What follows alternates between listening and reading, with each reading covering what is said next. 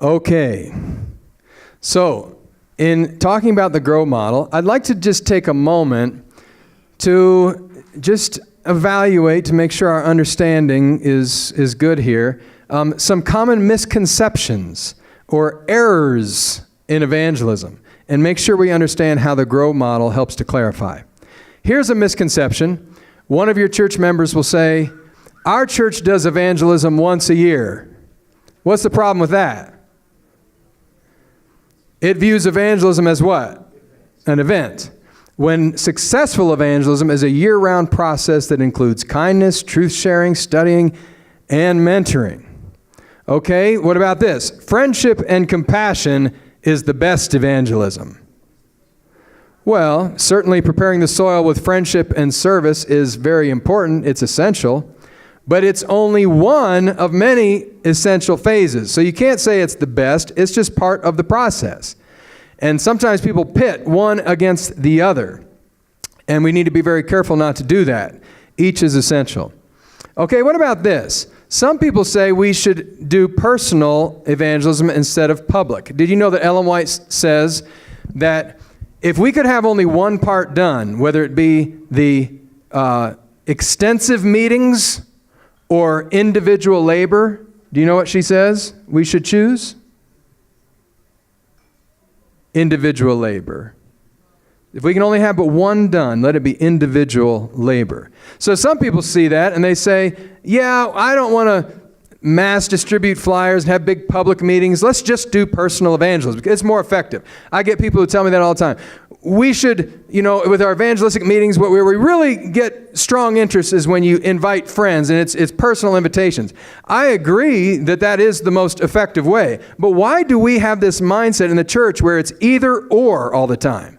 That makes no sense. You should cast the net in every way possible. You should sow beside all waters. Notice what Ellen White says.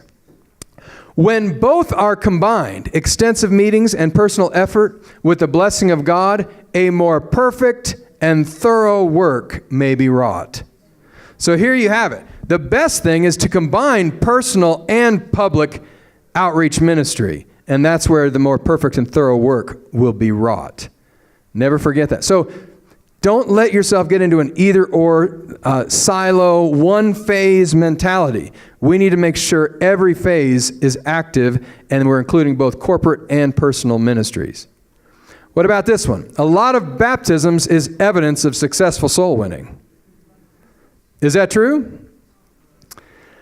Not necessarily. If we baptize too hastily and we don't go through the process and we don't properly cultivate with Bible studies and we don't have a good harvesting process where we're getting decisions, then we may be baptizing people and causing unforeseen problems. Notice what Ellen White says. Great what? Care should be exercised in accepting members into the church. For Satan has his specious devices through which he purposes to crowd false brethren into the church, through whom he can work more successfully to weaken the cause of God. Now think about that.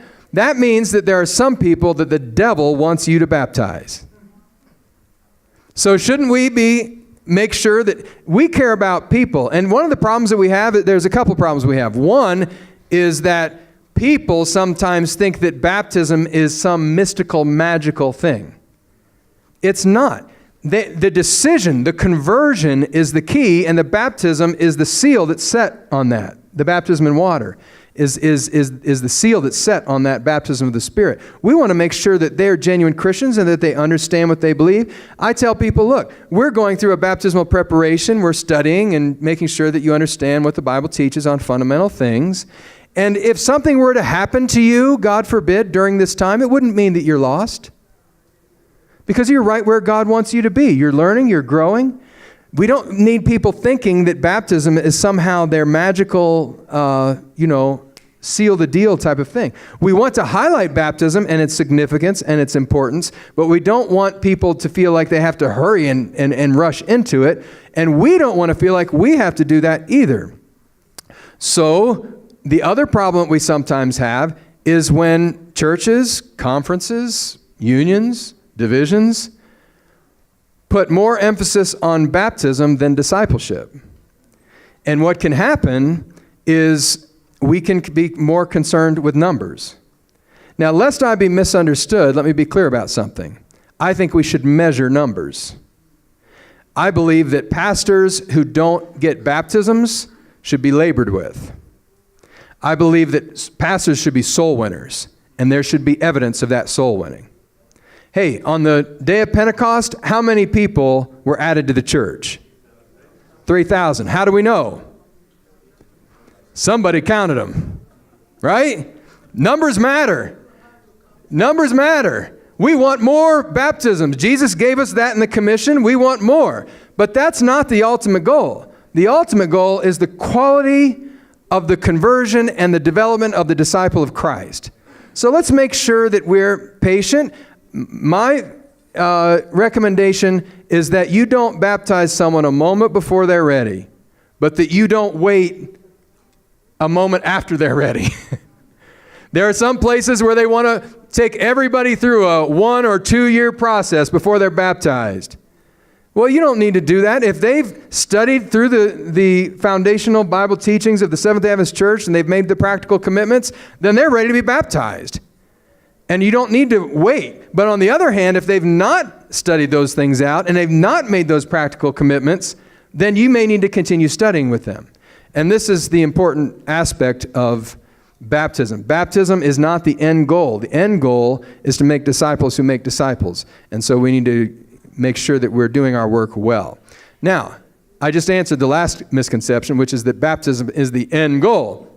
And I answered it by telling you that no, the end goal is that we mentor and train members to become grounded disciples who make other disciples. And that leads me into what I would like to talk to you about now, which is the concept of this last phase of the disciple-making process, the training of new members and the nurture of new members. Can we talk about that for a moment? Now, what do we usually, when you come to the GC session or something and you hear Elder GT give a report on the statistics of admissions into the church and what have you, we always get real worked up because we look at certain rates. What are those rates we look at? Retention rates. What is a retention rate? What's retention? It's what you're keeping, okay?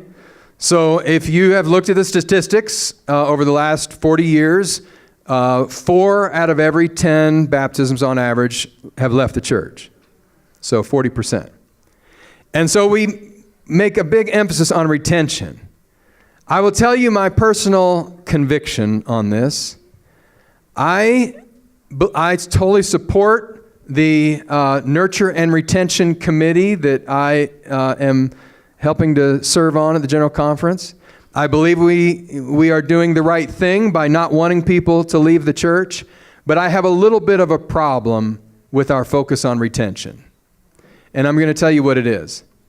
Back in the day, you may not know this, but I had a different career before I became a minister. I was in the corporate accounting world. I last served as a controller. I had a 12-year accounting career. And when I was in that role, that's the last I remember people using the word retention. You know what we use retention, the word retention for in accounting? We use it for something called record retention. Because when you have financial reports, you can't just destroy them. Why can't you destroy them? Because you might be audited. So what you have to do is you have to take all these reports and put them in a box, and then you write on the end of the box, you can destroy this, and you put a destroy date, 7 years from now, 5 years from now, 15 years from now. Depends on the document, how long you have to hold it before it can be destroyed. And then every year you would have somebody from the staff go through and look through the box. Oh, these can be destroyed. And they pull them off and they shred them. And they make room for other boxes to put on there and collect dust for 7 to 15 years. And we retain those records right there on the shelf. And I remember going to to a reclaiming and retention seminar in Taiwan, and I was going to be presenting there, and I was on the plane, and I was thinking about this idea of retention, and I thought about record retention, and I thought, is that the bar we want to set? Just make sure that that box is still there, collecting its dust. Is that our goal? We need to retain this member. Don't go anywhere. As long as they're sitting there, we're good. Right? They're retained. We do the same thing when we talk about, shutting the back door of the church. Are we trying to lock them in? Bolt it shut? I say leave the back door open. They need to have a conviction within their own heart that they're going to stay and have the option of leaving. Retention is not the focus. We don't want people to just be retained. We want them to be active disciples of Christ. And let me be clear about something. The two go together, because unless you develop active disciples, you will have poor retention rates. It's the very act of getting people active and discipling them that enables you to retain people, and it builds in them what they need to be retained. Let me show you what Ellen White has to say about this. She says, it is evident that all the sermons that have been preached have not developed a large class of what? Self-denying worker. Can you think of another name for a self-denying worker? I'm going to help you with what a self-denying worker is. I had to do a little...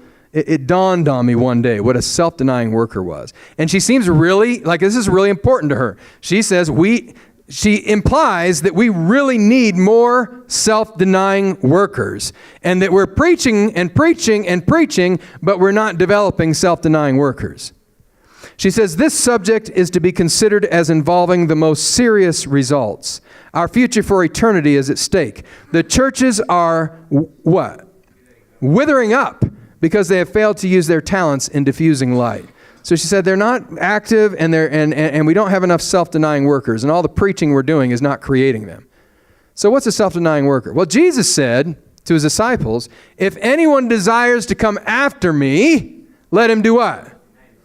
Deny himself. Now somebody tell me, what do we call a person who follows after Jesus? A disciple. So a disciple is one who denies himself. Then Jesus said to them, follow me, and I will make you become fishers of men. What do you call someone who follows Jesus? A disciple. So a disciple will be someone who is working for souls, a fisher of men. A self-denying worker, brothers and sisters, is just another way of describing a disciple. And what she was saying was, all our preaching is not developing disciples. Can you tell me again what our Great Commission is? Go and what? Make disciples. So am I hearing this right? That the divine counsel says that we are not making disciples? That all the preaching we're doing is not making disciples?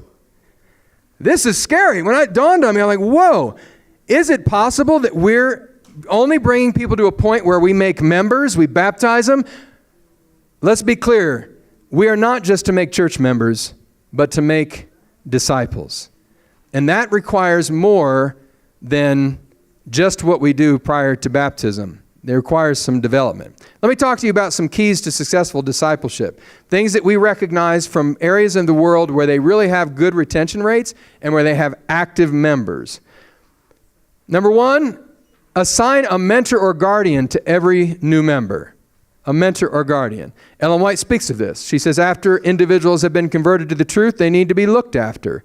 These newly converted ones need nursing, watchful attention, help, and encouragement.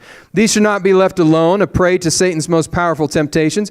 They need to be educated in regard to their duties, to be kindly dealt with, to be led along, and to be visited and prayed with. So members need looked after. So that is why we need a mentor or a guardian paired with every new member. We also need to make sure that we integrate into our discipleship plan intentional ways to introduce and associate new church friends with the new member, because it's an important aspect of why people feel connected to the church. We also need to give ongoing instruction. Ellen White specifically says new converts will need to be instructed, that they may grow to the full stature of men and women in Christ Jesus. They also need developed in spiritual habits.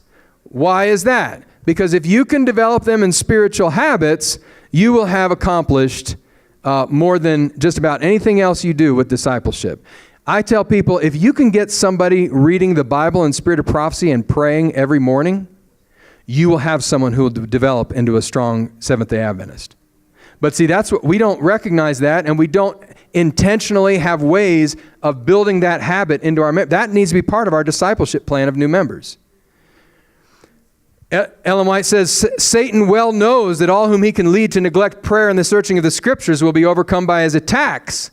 Notice what that says. Satan well knows that all whom he can lead to neglect prayer and the searching of the Scriptures might be overcome.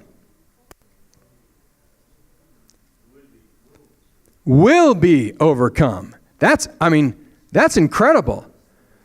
If our new members neglect their time with God or never develop it, they will be overcome. Do you think that it could be that when we ask new members who leave the church, our members who leave the church, why did you leave the church? Do you think that maybe some of them left the church because they didn't have their own personal spiritual life of alone time with God? And what they tell us is that somebody offended me, or the church had this problem or that problem, when in reality, in many cases, the problem is we are not developing spiritual habits in new members. They need to be trained and involved in ministry. Notice what she says in Evangelism, page 355. When souls are converted, set them to work when? At once. And as they labor according to their ability, they will grow stronger. It is by meeting opposing influences that we become confirmed in the faith. Notice also that she says that the kind of work that they should do is that which will meet opposing influences.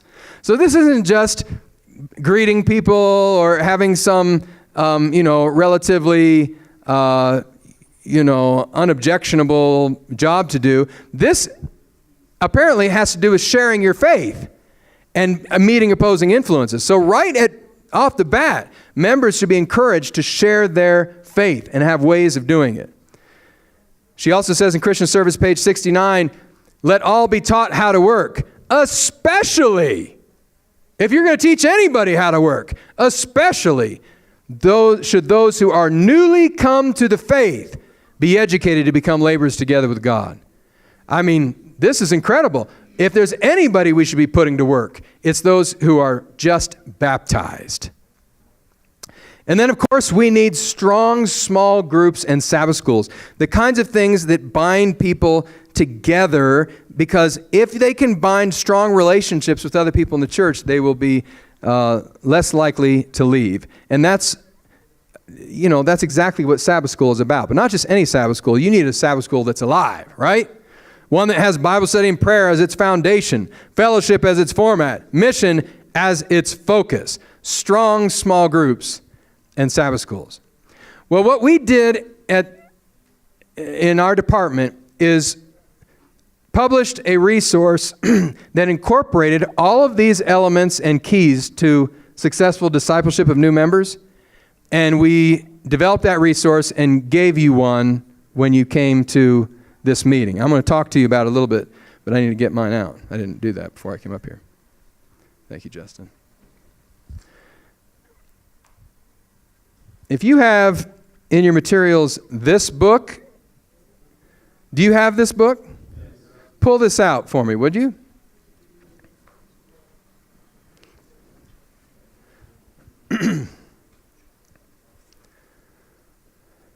Now look on the back of it.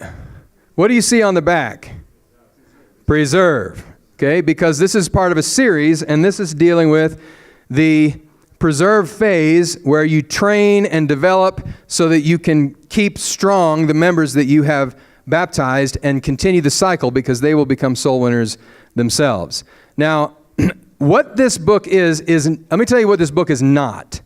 This is not a book about discipleship. Okay? This is not a book about discipleship. This is a local church discipleship ministry in a book. Do you understand the difference?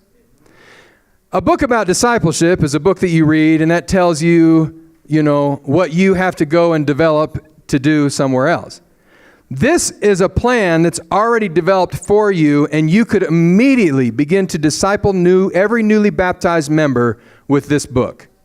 So I'm going to explain it to you. I'm not going to take a significant amount of time, but maybe 10 minutes, and I'm going to explain how you use it, okay? So please just try to follow along. I know many of you are on your computers. Now would be a good time to just follow along in this book, because I'm only going to take 10 minutes to show you this, and it could make a huge difference in your union, okay? So let me give you first the opening contents. If you go to the table of contents, you'll notice it's got different chapters, 26 to be exact. The reason it has 26 chapters is because there are 26 weekly meetings between a mentor and a new member where they go through one chapter together in each weekly meeting. So when you baptize someone, here's what you do. After the baptism, and you have your big celebration, you hand one of these books in front of everyone to the candidate who has been baptized and to a more experienced member who is going to be there, serve as their discipleship mentor. And you give one of these books to each of them if the mentor does not yet have one. So they each get one of these books. Immediately, within the next week, they should meet for their first meeting. And they're going to meet for 6 months, okay? Once a week. The discipleship process, however, is not just what happens in the weekly meeting. Let me show you. There is an appendix in this book. I'd like you to look at that appendix. Go to page 254. I'll take you there. It's an appendix called the Discipleship Plan, and it explains how all this works. But walking you through it is a little bit better. You'll notice on page 254 and 255, it says Meeting 1, Meeting 2. Do you see that? And there's a title to each one. That is the title of the chapter that they're going to be reading through together. And this is an outline of what the mentor can do to lead out that weekly meeting. And you'll notice that they have some discussion questions for the chapter. They don't have to use those, but they're suggestions. And then there are things that the mentor is asked to do during the 6-month process to integrate the new member into the church. So affirm weekly attendance at Sabbath school and prayer meeting or small group study on the first one. Let me give you one, to page 254. Outside the meeting, introduce the new member to one or more church members he or she hasn't yet met. Arrange for the new member to enjoy a Sabbath lunch with church members. It includes afternoon fellowship. So right from the start, you tell the new member, look, this is a 6-month discipleship process, and we're going to be introducing you to many different members in the church. We're going to be getting you involved in different areas and helping to orient you to the church family so that you can be comfortable with all the different aspects of what church life includes. Now, look at the second one, Meeting 2. Notice what it says in After the Study. Introduce the new member to the Bible and Spirit of Prophecy reading plan. Where? In Appendix B. So go to Appendix B. That would be on page 285. We'll get right into it. So go to page 285. And you're going to see a Bible and Spirit of Prophecy reading plan in the back. So every day, the new member will read 15 to 20 minutes, and when they're reading a passage in the Bible, like they're reading about the 10 Commandments in Exodus 20, they're also being given pages to read in Patriarchs and Prophets about the giving of the 10 Commandments. The whole read through the Bible correlates the readings of the Spirit of Prophecy so that they can see the divine influence of the Spirit of Prophecy shedding light on the teachings of Scripture. It's all correlated, okay? And right from the start, we get them started in that reading plan. Now go to page 256. Go to page 256. This is meeting 3. And you'll notice that now the first thing they do when they meet together is called devotional review. And they each share one insight from their devotional time that week. So now that you've started the new member on the reading plan, they're now sharing some insight that they've learned. The value of that is that there's some accountability. They're supported, and if they say, oh, I didn't get a chance to do any reading this week, you say, you know what, that's okay, that's happened to me too. Why don't we both commit to spending some time and getting through this reading plan, and then we'll talk, and we each share something next week. So you've got 6 months of meetings to be encouraging them and trying to build the spiritual habit of their daily time with God. Are you following that? Okay, now I'm just going to give you a brief run through the table of contents. So go back to the table of contents in the very beginning of the book, and I'm just going to give you a brief run through of what is in the book. The topics that you're giving instruction in. Okay, chapter 1 is on discipleship and how the purpose of discipleship is to be like Jesus. Chapter 2 is called Spirit and Life. It's about the Bible in the devotional life and how we read it not just for information, but for spiritual life. That the reading of the Bible is needed to keep spiritually alive. Chapter 3 is on the testimony of Jesus. What's that? The spirit of prophecy. This is on the spirit of prophecy, and it gives the biblical basis for us believing that Ellen White is a fulfillment of the end-time church, the remnant church's characteristic of the testimony of Jesus, the gift of prophecy. So it walks through the biblical basis for the gift of prophecy in the end-time church and shows how Ellen White fulfilled that. Then secret prayer talks about how to pray in a very personal way, and it's very practical. By beholding is about character development.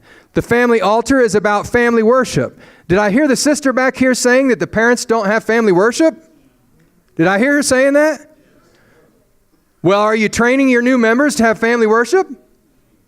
You need to be. So here it is, a chapter on family worship where the mentor can coach them on the importance of family worship, and it even has a sample outline of how to do family worship, how they can do it. Then our mission talks about the mission and the rise and identity, special identity of the Seventh-day Adventist Church. Called to Witness talks about how witnessing is not a spiritual gift. Every member is called to witness, and it encourages them in beginning to share their faith. Then church life, Sacred Assemblies, talks about the importance of attending the sacred meetings of the church. The ministry of attendance, I call it, because Paul says that we should not forsake the assembling of ourselves together, but his reason is that we should consider one another to stir up love and good works. So we need to recognize that there's a ministry in attendance. So this talks about the importance of attendance in church life. Sabbath school, church, and midweek services. Then comes sacred ceremonies. That talks about all the ordinances of the church, from baptism to communion to weddings and funerals, ordinations, anointing, child dedication. God of Order talks about how the Bible teaches that God organized the church of Israel. He organized the early church, it explains that, and he organized the Adventist church, the remnant church. And it describes how the Seventh-day Adventist church is organized all the way down to the local church and how they could maybe get involved in different areas of the local church. Then you have Only One Thing to Fear. That's church history. It gives a little of our Adventist history. Then you have Tell It to the World. That talks about the breadth of our worldwide mission, the publishing work, the humanitarian work, the media ministry, the health work, the education work, the foreign missions. Then you have a whole section on Christian lifestyle, which is something that new members sometimes struggle with. So you have chapters on Sabbath observance, reverence, stewardship, which is tithes and offerings, 8 laws of health, modesty, how to deal with entertainment and technology, and marriage and the family. Then you have a whole 5 chapters on the cycle of evangelism, and we train right in these chapters, how they can prepare the soil through kind deeds and ministering to their community and to their neighbors, how they can plant the seed by sharing glow tracts and other things, how they can cultivate by giving Bible studies, and it gives a 14-step how to give Bible studies, and ultimately how to gain decisions. And then at the end says, now that you've gone through this process, we encourage you to mentor someone else and take them through this process. And in some churches, like in Manchester, England is probably where it's most prominent, they've been using this for some time, and they're on like 4th generation, where a member will train a new member, and then that new member trains a newer member, and that new member trains a newer member, and they just keep going. And as they do that, going through this is almost training for giving Bible studies. Because they're sitting down with them weekly, they're reading through the chapter, they're answering questions, they're helping them sort through things. And the other thing is, keep this in mind. If a mentor is telling a new member about the importance of attending Sabbath school, what's that mean the member has to do? He has to attend Sabbath school. If he's telling the new member about the importance of the devotional life, what's that mean he needs to do? He needs to have to. So while you're building and discipling new members, you're also elevating and recommitting your existing members. So there's an entire discipleship ministry that can be carried out just by using this resource in your local church. Is it something that you think you could use in your local church? We're going to have it translated. It's being translated right now into different languages, French. I know that there's a concern there, and Spanish, and then eventually Portuguese. But we wanted you to be aware of this resource. There will be others that will be coming, other resources, but this, for the preserve phase, will help you with discipling new members. Okay, I might be able to take a couple questions if anybody has one. If not, yes. For translation? Yes. Email me and we can talk about getting a copy to you for translation. There'll be certain, agreements that we'll have for it, but yes. Any other questions? Yes.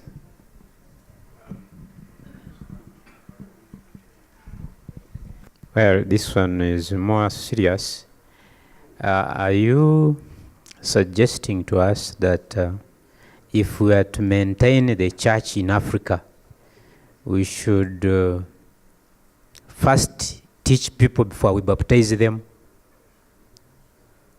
So that teach people before you baptize them? Yes. Yes, because normally what we do when we are in public campaigns, we preach. Whatever series we have gone through, we baptize people.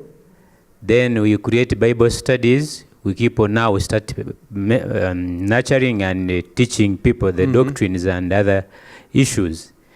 But from the presentation and from the communication, as if the suggestion is let us first ground people in the truth, then baptize them after knowing that they know what they are doing. Okay, I'll answer that. That's sort of correct, but maybe not entirely communicated correctly. So I'm going to try to clarify. We have to teach before we baptize, and we have to teach after we baptize. Okay? So before you baptize, you're going to make sure they understand, and if you go through a campaign and you're covering the fundamental beliefs of the church, there's usually a few things that you don't cover, and you might have to meet with them personally and make sure that you cover those things. If they are ready to make a decision on those things and they've said they're going to make a commitment, then you're ready to baptize them. I don't think that takes, in many cases, months and months or whatever. Sometimes that can happen fairly quickly. But it's also, in my estimation, usually not likely that somebody who comes for the first time and you have a 2-week campaign, you're just going to baptize them right there. That usually is not going to work effectively. You're going to need at least a couple weeks of personal study with them to make sure that they understand all of the fundamentals and that they understand the practical commitments involved in baptism, okay? So there's kind of a happy medium between what we're talking about here. And then after that, then you ground them more. That's when you take things like the Discipleship Handbook and you actually ground them more in those things that they have made commitments to, but admittedly, they've not had a lot of time with, okay? So that is basically what I'm saying. Yes, we have 3 hands. I'll tell you what, we need to probably continue, and we're going to have a time for some questions at the very end, and I think at that time we'll see if we can handle that. What I want to do briefly now, we've talked about total member involvement. And we talked about total member involvement being not just getting everybody involved is not the only answer. We need them to be involved in every essential phase of the disciple-making process. So total member involvement, which has happened in Rwanda and Japan and what have you, we've had different models that have been wonderful, but we want it to happen in every local church. And the GROW model is an effort to bring total member involvement to every local church. So what I'm wondering is if I can get some help here. May Ellen, can you come up here? And Kurt, can you come up here?